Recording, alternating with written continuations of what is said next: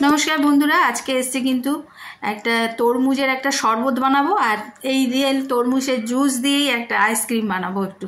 তো তার জন্য তরমুজটাকে ঘষে নিয়েছি আর চিনিটা মানে একটু গুঁড়ো করে নিয়েছি, পুরোটা হয়নি, কিছুটা গুঁড়ো করে নিয়েছি।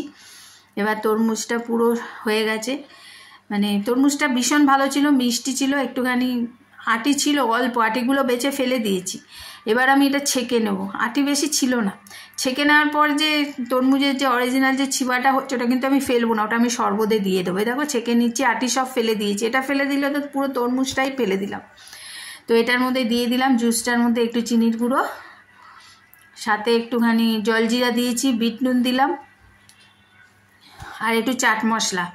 এই দিয়ে এই জুসটা দিয়ে আগে আইসক্রিমটা করে নিই। মানে আইসক্রিমের মধ্যে ছোট ছোট কফি কাপ নিয়ে নিয়েছি, এই যে চাট মশলা একটা দিয়ে দিলাম।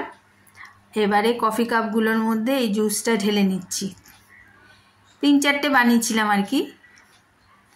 আর প্লাস্টিক দিয়ে মুখটা ঢেকে একটা করে কাঠি ঢুকিয়ে দেবো, তা না হলে তো কাঠি বেঁকে পড়ে যাবে।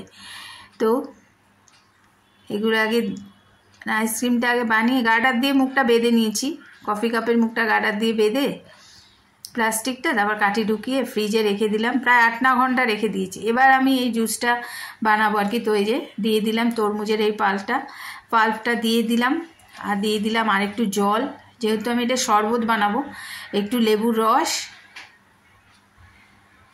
আর এটার মানে গ্লাসগুলোতে দেন একটু ডিজাইনের জন্য আমি খানিকটা একটু জলজিরা আর চাট মশলা একসাথে করে গ্লাসের মুখটাতে একটু লাগিয়ে নিয়েছি। এবার ঢেলে দিচ্ছি। ভীষণ ভালো তরমুজটা, খেতেও দারুণ হয়েছে। তো এইভাবে তোমরা বানিয়ে খেতে পারো, যদিও জানি অনেকে খাও, আমি বানিয়েছি তাই করলাম।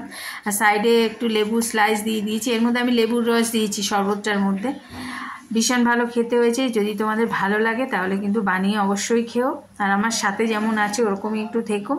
এবার 8-9 ঘন্টা পরে আমি একটু আইসক্রিমটা বার করব।